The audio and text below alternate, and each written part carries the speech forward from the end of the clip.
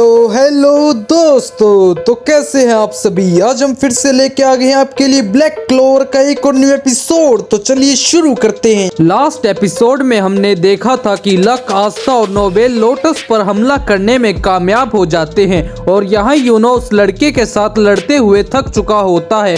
और तब हम यहाँ देखते हैं कि लोटस सोचता है कि लगता है मेरी कुछ हड्डियां टूट चुकी हैं और मैं आगे फाइट भी नहीं कर पाऊंगा। मानना पड़ेगा क्लोवर किंगडम के पास बहुत रेयर मैजिक है, जैसे कि इसे ही ले लो, एक ऐसा बच्चा जिसके पास कोई मैजिक ही नहीं है और उसके पास एक बड़ी सी तलवार है। और मैं ये कह सकता हूँ कि मैं आज तक किसी भी ऐसे इंसान से नहीं मिला हूँ, तो फिर अब रिजर्व बनने से तो अच्छा है कि मैं हार ही जाऊं। और तब हम देखते हैं लोटस वहां से भागने लगता है और अपने स्क्वाड के मेंबर्स को भी अपने साथ लेकर जाने लगता है। और हम देखते हैं लक अपनी पूरी स्पीड से उनका पीछा कर रहा होता है, पर वो उन्हें चकमा देकर वहां से चला जाता है। तब लक कहता है ये तो बहुत बुरा हुआ, मैं तो उसके साथ लड़ाई खत्म करने के बारे में सोच रहा था और अब हमें अपना मिशन करना चाहिए। तो चलो अब ट्रेजर रूम की तरफ बढ़ते हैं। और तभी लक को बहुत सारा मैजिक महसूस होता है और तब यहाँ लोटस कहता है कि तुम ठीक हो ना, अब हम बहुत जल्दी ट्रेजर रूम के पास पहुंचने वाले हैं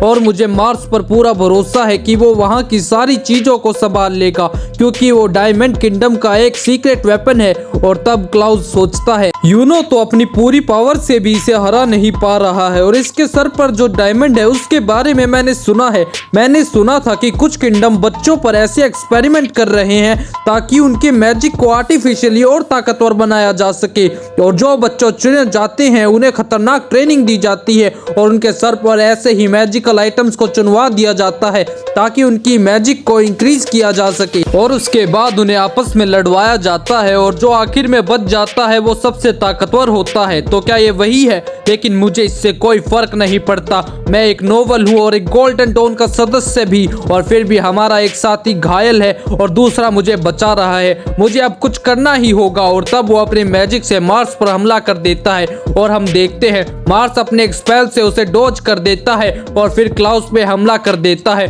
और क्लाउस भी उसके हमले को रोक देता है। और तब हम देखते हैं मार्स और यूनो आपस में लड़ने लगते हैं और यूनो की बहुत सारी ताकत तो पहले ही खत्म हो चुकी होती है, पर यूनो फिर भी बड़ी बहादुरी से उसका सामना कर रहा होता है। तब मार्स कहता है तुम्हारा ये बेकार सा मैजिक मुझ पर काम नहीं करेगा और फिर यूनो पर फिर से हमला कर देता है। और हम देखते हैं यूनो उसके हमले को डॉज कर रहा होता है और उसे बार बार पहले अपने मैजिक को हमला कर रहा होता है, पर उससे मार्स पर कोई असर नहीं हो रहा होता। तब उसे आस्था और उसकी ट्रेनिंग याद आती है, जहां आस्था यूनो के मैजिक के आगे हार नहीं मानने को तैयार होता है और कहता है मैं कभी हार नहीं मानूंगा। और यहाँ हम देखते हैं यूनो भी हार मानने को तैयार नहीं होता। तब मार्स उसे हटने के लिए कहता है, यूनो जब भी नहीं मानता और वो मार्स अपनी तलवार से अब उस पर हमला कर देता है। और तभी हम देखते हैं आस्था आकर अपनी तलवार से मार्स की तलवार को काट देता है और कहता है इससे दूर रहो, ये मेरा राइवल है। और तब यूनो कहता है मुझे तो लगा था मैंने अपना कर्ज चुका दिया है, मुझे यकीन नहीं हो रहा, जब मैं बड़ी मुश्किल से तुम्हारे पास पहुंचा तो तुम कटने से सिर्फ 2 कदम दूर थे। आखिरकार तुम्हें ऐसे मार खाने के लिए किसने कहा है, तुम बीच में आए हो, मैं तो वैसे भी इससे हार नहीं मानने वाला था। तब आस्था कहता है तुम झूठ मत बोलो और वो दोनों इसी बात पर लड़ने लगते हैं। और तब आस्था कहता है चलो फिर देखते हैं इसे पहले कौन हराता है। और तब क्लाउड सोचता है मुझे यकीन नहीं हो रहा कि गोल्डन डॉन के 3 लोग इसके सामने हार गए और ब्लैक बुल्स के एक कॉमनर ने आकर उसे रोक दिया। और तब मार्स जैसे क्लाउड पर हमला करने लगता है, लक आकर उसे बचा लेता है और तब नोबेल मिमोसा को बचाने के लिए उसके आसपास शील्ड बना देती है। और तब यहाँ आस्था पूछता है तो क्या ये गोल्डन डॉन का हाल तुमने किया है? तो मार्स कहता है इससे क्या फर्क पड़ता है कि ये मैंने किया है या नहीं, सच्चाई तो ये है कि वो वीक लोग मारे जाते हैं और स्ट्रॉन्ग लोग बच जाते हैं। लड़ाई के मैदान में कमजोरों की कोई जगह नहीं है और इसलिए मैं पैदा हुआ हूँ ताकि मैं ऐसे लोगों को खत्म कर सकूं। तब आस्था कहता है चलो मुझे डिस्ट्रॉय करके दिखाओ। और तब हम देखते हैं वो दोनों आपस आपस में लड़ना शुरू कर देते हैं और तब हम देखते हैं आस्था मार्स को बराबरी की टक्कर दे रहा होता है और मार्स को दूर फेंक देता है। और तब हम देखते हैं लक उसके क्लोन्स को खत्म करने लगता है और यूनो उसका साथ देने लगता है। तब क्लाउस सोचता है ये तो इम्पॉसिबल है, आखिरकार बिना मैजिक के कोई कॉमनर ऐसा कैसे कर सकता है। तब नोवेल कहती है उसे ऐसा देखना बंद कीजिए, आस्था के पास मैजिक को काटने की ताकत है। तब क्लाउस कहता है आखिरकार उसके पास ये ऐसी पावर आई कहां से, ये बहुत ज्यादा लकी रहा होगा। तब नोवेल कहती है ये तो वैसे देख के ही बता सकते हैं कि ये लकी है या नहीं। और तब हम देखते हैं मार्स अपनी ग्रीम रोल को यूज करके आस्था पर हमला कर देता है और उसे कैद कर लेता है। तब मार्स पूछता है और लड़के आखिरकार तुम हो कौन। तब आस्था कहता है मैं वो हूँ जिसके पास कोई मैजिकल पावर नहीं है, पर मैं फिर भी एक दिन विज़र्ड किंग बन के रहूंगा। और तब हम देखते हैं और जब तक मैं जिंदा हूँ तब तक मैं ये प्रूफ करता रहूंगा कि मैं ये कर सकता हूँ। तो क्लाउस सोचता है इसकी बॉडी को देखकर मुझे पता लग रहा है कि इसने कितनी ज्यादा ट्रेनिंग की है, तो क्या ये सच में विज़र्ड किंग बन पाएगा। तभी मार्स को कुछ याद आने लगता है और तब वो कहता है मैं सब कुछ डिस्ट्रॉय करना चाहता हूँ। तो आस्था कहता है अगर तुम सबको डिस्ट्रॉय करना चाहते तो एक विज़र्ड किंग सबको बचाना चाहता है, इसलिए मैं तुम जैसों को जीतने नहीं दे सकता। और तब मार्स कहता है मामूली से पत्थर मेरे रास्ते में है तो जाओ। आस्था कहता है मैं चाहे एक मामूली सा पत्थर हूँ पर मैं एक डायमंड को तोड़ने की ताकत रखता हूँ। और तब वो उसके मैजिक को तोड़ देता है और तब यूनो आस्था की बात याद करने लगता है जो कि उसने कहा था अगर तुम सच्चे दिल से ठान लो तो तुम कुछ भी कर सकते हो। और यहाँ हम देखते हैं क्लाउस मार्स को कैद कर लेता है और तब आस्था कहता है क्या तुम्हारा मैजिक उसे रोकने के लिए काफी होगा। तब क्लाउस कहता है तो क्या तुम मुझ पर डाउट कर रहे हो, ये मैजिक इतना भी कमजोर नहीं है कि कोई इंजर्ड पर्सन इसे आसानी से तोड़ सके। और तब यहाँ मिमोसा नोवेल को उसकी मदद करने के लिए थैंक यू कहती है। और तब क्लाउस सोचता है मुझे अभी भी विश्वास नहीं हो रहा कि हमें ब्लैक बुल्स ने बचाया है। और वो कहता है हम तीनों यहाँ पहले पहुंचे थे तो इसलिए हम कंपटीशन में जीत गए हैं, पर हम फिर भी तुम तीनों को ट्रेजर रूम के अंदर जाने की इजाजत दे रहे हैं। तब हम देखते हैं आस्था और क्लाउस आपस में बहस करने लगते हैं तो वो दोनों एक दूसरे को अंदर जाने के लिए कहते हैं और उन दोनों को ही पता नहीं होता कि अंदर कैसे जाना है। और तब लक कहता है ये शायद मैजिक से बना है तो आस्था तुम शायद उसे तोड़ सकते हो। और तब क्लाउस कहता है मुझे नहीं लगता तुम इतने पावरफुल मैजिक को काट सकते हो।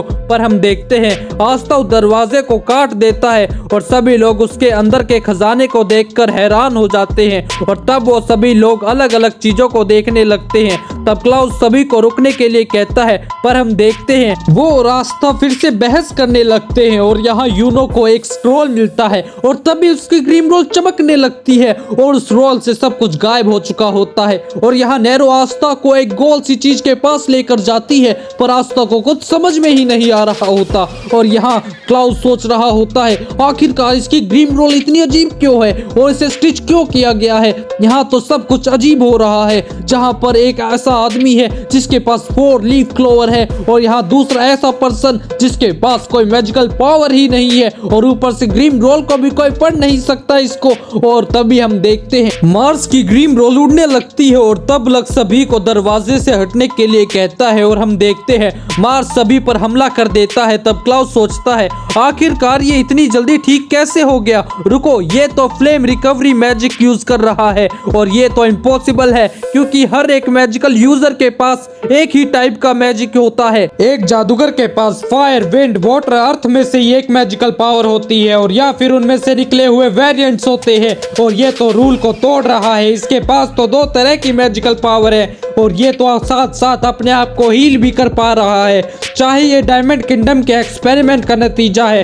और यहाँ मार्स को एक लड़की की याद आ रही होती है जो कि उसे हमला करके मार रही होती है और अब नोवेल जैसे ही मार्स पर हमला करने लगती है वो उसे बुरी तरह से घायल कर देता है। और तब हम देखते हैं आस्था अपनी फ्रेंड को जख्मी देखकर गुस्सा हो जाता है, मुझे तुम्हारी मैजिक के बारे में सब कुछ पता चल गया है, तुम्हारी ये तलवार किसी भी मैजिक को काट सकती है, पर तब क्या होगा जब मेरा मैजिक तुम्हारे ब्लड से ज्यादा फास्ट होगा।